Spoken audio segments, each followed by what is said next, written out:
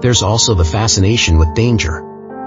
For some women, the idea of being close to someone as dangerous as Wade Wilson is thrilling, providing an adrenaline rush they don't experience in their daily lives. This leads to thrill-seeking behavior, similar to what drives people to participate in extreme sports or risky activities. The bad boy appeal is a major factor. With piercing blue eyes and striking features, Wilson fits the stereotype, attracting many women and fueling rebellion against social norms or experimentation with something forbidden. The media's portrayal of Wilson also contributed to this obsession. During the trial, he was often described as calm, even charismatic, leading some to believe he wasn't as dangerous as his crimes suggested. In some women's eyes, this made him a misunderstood individual deserving a second chance. True crime culture has never been more popular. Podcasts, documentaries, and true crime shows captivate global audiences, and Wade Wilson's story fits perfectly into this narrative. For some fans, supporting Wilson is an extension of their true crime fascination, allowing them to feel connected. Social media amplifies this obsession, creating communities where these women share opinions and reinforce beliefs. Fan pages on Instagram, Twitter, and TikTok, dedicated to Wilson, have accumulated millions of posts, sharing courtroom sketches, photos, and even excerpts from letters from prison. There are reports of women who have even quit their jobs, left their families, and moved closer to the prison where Wilson is held. Some have sent him expensive gifts, paid his legal fees, and even proposed marriage. All this happens despite the fact that Wilson brutally killed two women, Christine Melton and Diane Ruiz, simply because he wanted to. Now let's look at the crime that gave Wilson his infamous popularity. On October 7, 2019, Wade Wilson, then 30, embarked on a terrifying crime spree in Florida, resulting in the brutal murder of two women, Christine Melton and Diane Ruiz, in just 2 days. He was nicknamed the Deadpool Killer due to the similarity of his name to the Marvel character. Christine Melton, 35, was his first victim. Wilson met her in a bar, and the two eventually went to her home. After she fell asleep, he strangled her to death. The brutality was shocking. Wilson hit Melton with a curtain rod before asphyxiating her. Her body was found tied up in sheets and clothing, her wrists bound with a white handkerchief, and a blood-stained curtain rod was found nearby. The following day, Wilson attacked again. His second victim was Diane Ruiz, 43, whom he approached to ask for directions. When she tried to get out of the car, he strangled her, threw her out of the vehicle, and ran her over several times, resulting in 11 broken ribs and neck injuries consistent with strangulation. Ruiz's body was later found in a wooded area, showing signs that she had tried to defend herself before being killed. Wilson's own father played a crucial role in his capture. On the same day as the murders, Wilson called his father to ask for help. On his father's orders, he turned himself into the authorities days later. While in prison, Wilson confessed to the crimes, claiming to have been under the influence and out of control at the time, stating that while under the influence he became the devil. Wilson's trial was a harrowing experience for the victims' families, but the forensic evidence against him was overwhelming. During the trial, Wilson's father, Stephen Testa, testified against his own son, describing the disturbing calls in which Wilson confessed to the murders and the animated tone in which he described the horrendous acts. Wade Wilson's case is not just about the crimes he committed, but also about the psychological and social impact it had, whether through his obsession with women or the trauma caused to the families of his victims. Lee County's chief medical examiner, Thomas Coyne, assisted with the autopsies of Ruiz and Melton in 2019. He testified that Ruiz's body showed signs of animal activity, with parts of her ears and nose missing, likely removed by birds. In addition, Ruiz suffered severe internal injuries, including bruising on her left forearm and hand, a fractured ring finger, a fractured hyoid bone, a partially fractured thyroid, and multiple broken ribs.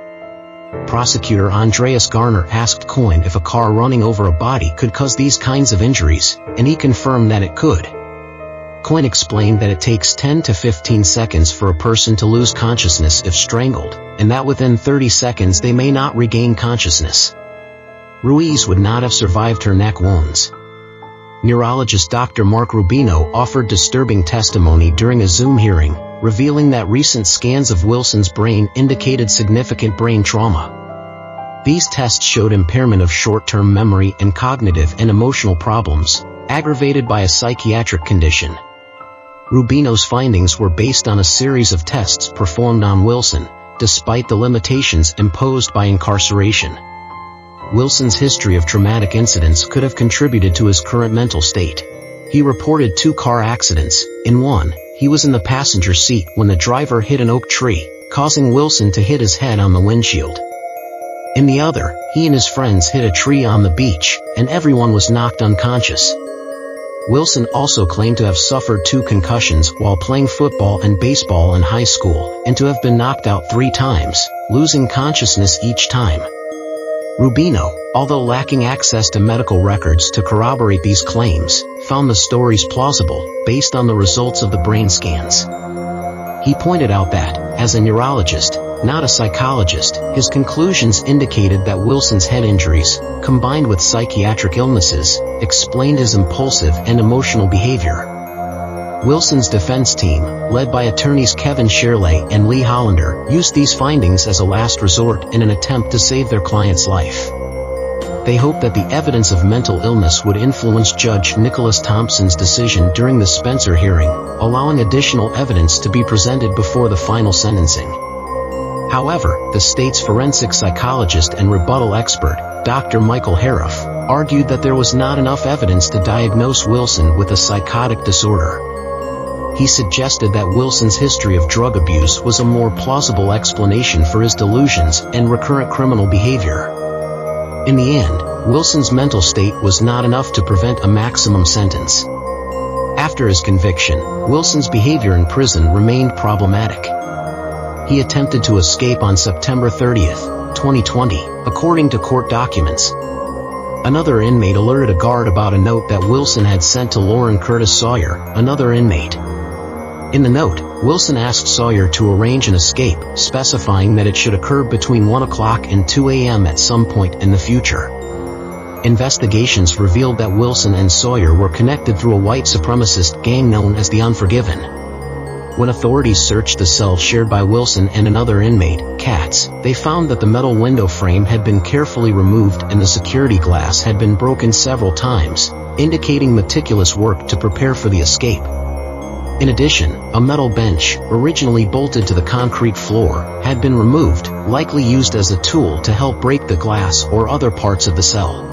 Witnesses reported hearing banging coming from the cell days before the discovery, confirming that the plan had been in progress for some time. Wilson was identified as the mastermind behind the escape plan and charged with attempted escape and criminal conduct, adding to his already long list of charges.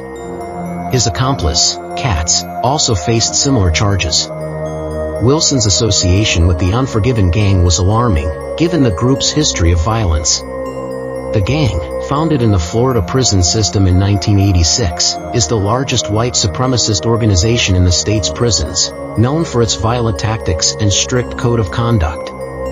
Wilson's connection to the gang raised concerns about the level of influence he could wield within the prison. Wilson's situation worsened further on April 20, 2023, when the Cat 9 unit, during an inspection of the Lee County Jail Central Reception Center, found 2 bags of methamphetamine, as well as cigarettes, lighters, and narcotic pills. Investigations revealed that an inmate with special privileges had given the drugs to another inmate, who then passed them on to Wilson and other inmates. Authorities reviewed recordings of meetings between Wilson and a woman named Bonnie Wiggins, in which they discussed narcotics. The investigation led to the arrest of 6 people, including Wilson, on drug trafficking charges. Given Wade Wilson's history and his connections with the white supremacist gang The Unforgiven, the possibility that he will continue to engage in criminal activity, even after having been sentenced to death, is concerning. With the support of those who stand by him, Wilson's future in prison remains uncertain, and his death sentence could even be challenged.